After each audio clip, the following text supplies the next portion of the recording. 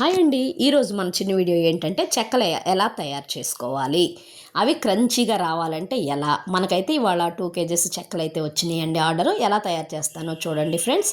చక్కగా ఒక పెద్ద గిన్నెలో మన బియ్యం పిండి జల్లెడేసుకొని పట్టుకోవాలి. పట్టుకున్న పిండిలో మనం చక్కగా జీలకర్ర వేసుకోవాలి. అదేవిధంగా 2 చెంచాలు జీలకర్ర, 2 చెంచాల కారం, ఒక 2 చెంచాలు ఉప్పు, తర్వాత నానబెట్టుకున్న పెసరపప్పు, తర్వాత కొద్దిగా ఒక 2 స్పూన్స్ నేనైతే నెయ్యి వేశాను. పిండిని నేను ఎప్పుడు హాట్ వాటర్తోనే కలుపుతానండి. తర్వాత కరివేపాకు కూడా వేశాను.